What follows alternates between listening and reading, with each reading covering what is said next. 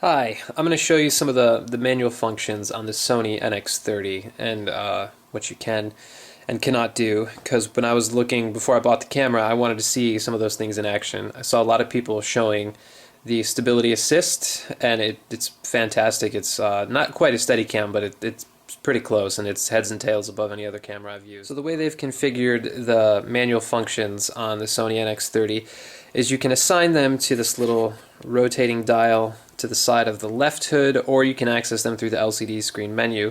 And those options include focus, exposure, iris, shutter speed, AE shift, and white balance shift. But three of them, specifically exposure, iris, and shutter speed, when you use one of those, the other two automatically go back into automatic mode.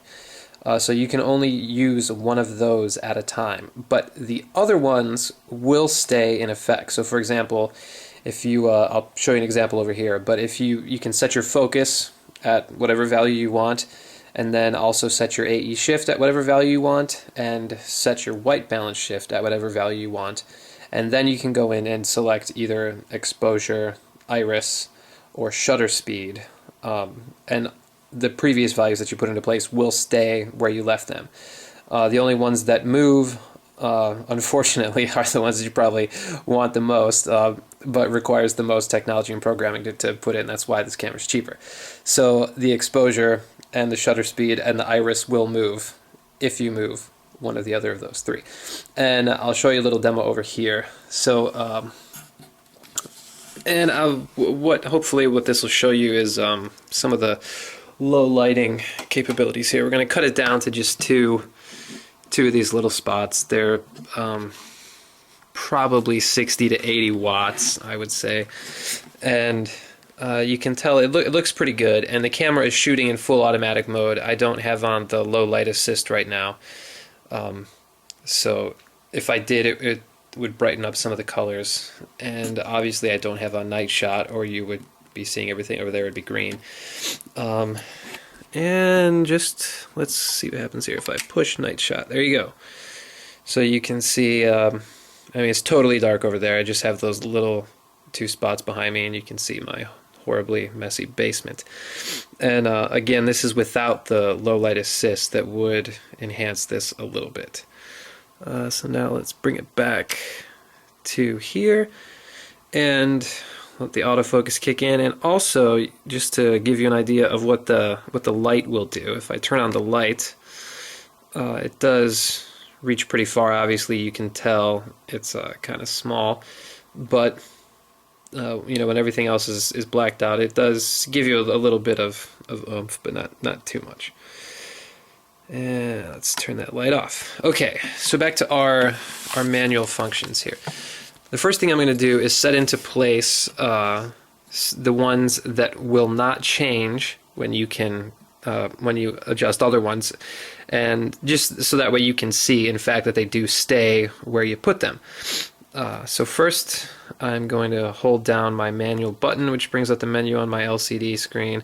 I'm going to go down to white balance shift, and I'm going to show you the versatility you have there, and then where it can stay. So here we have white balance at 0, -1, -3, -4, 5, 6, 7. That's the bottom, or left, whatever you want to call it, negative side. And up here we have +7.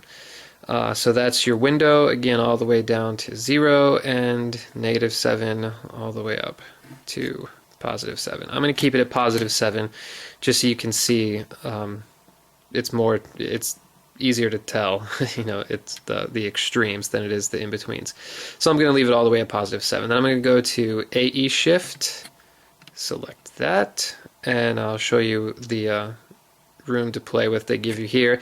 This is +2 EV, and 0, and down to -2 EV. You can see we're letting in a little less light here, a lot more shadows, brightening up on the white wall there. This is back up to +2. So I'm going to go down, stay at the -2 side, just because, again, you can see the shadows are, you know, there's more shadows here, less light. and you can see it kept the white balance while I did that. Now I'm going to go up to focus, and I'm going to move it out of focus so that you can in fact see that it's not auto-correcting itself. So what I'll do is we'll get closer here, and we'll set it so that maybe we could blur something out of the background here. Well, we'll just keep it slightly out of focus. Yeah, we'll just keep it like right about there, just enough to be annoying. So now with that focus set, so my focus, my AE shift, and my white balance shift are all maintained. I'm going to hold down my manual button, and now I'm going to go to the 3 that will change. So we'll start with exposure, and you can see you can brighten up quite a bit, and I'm only about 1/4 of the way through the possible negative side of underexposing.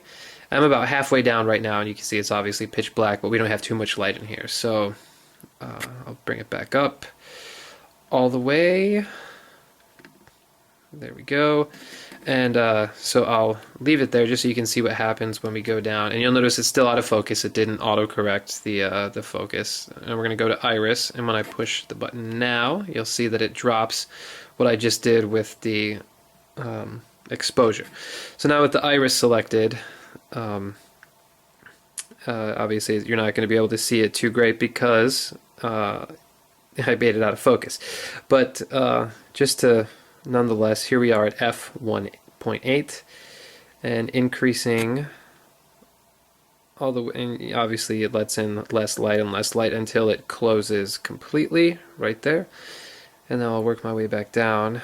But you can tell that as it lets in less light, more of the background does come into focus, and you can see that happening from where I left the manual focus. And as I go back down towards 1.8, the background does blur up a bit like it's supposed to. And so to show the difference here, we'll go there where the background's a little bit sharper. And now I'm going to select shutter speed, and when I push the button, you'll see that what I just did with the iris gets reset, the background gets blurry again, and we'll put our shutter speed down as low as it can go, which is 8, and you have this effect here, right? You have the kind of blur trail thing, and I'm not moving the camera too quickly. I'm just doing a slow circle, kind of a moderate pan right, moderate pan left. And then obviously as I make this faster, we'll go from 8 to 15, a little less blur. Then it goes from 15 to 30, even less blur, 30 to 60, well that's 90, it's really fun, there's 60. But you can see we're getting closer and closer, and as I increase this number, we're going to let in less light and less light. This is only at about 1,000. I think it goes all the way up to 10,000 though, which for the lighting we have here is going to be totally black. But that's what you have available to you, 8 all the way up to 10,000. And now what I'm going to do is hold in my manual button, let the menu come up, and go down to the reset option, tap that, and let everything go back into auto and correct itself back to where we started. So hopefully that gives you a little bit of an idea of what you can do with the manual functions and what you unfortunately cannot do. But you know, if you're in a situation where your focus is going to be fixed, if you wanted to, you know, have this in focus, you could set that up and give it a slight blur just by bringing the camera back, have your lighting pretty consistent, and then kind of do a steady cam shot in if this was something you wanted to focus on in the foreground.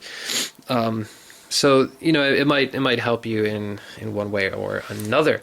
That's about it. I hope somebody got some use out of this, and have fun shooting. All right.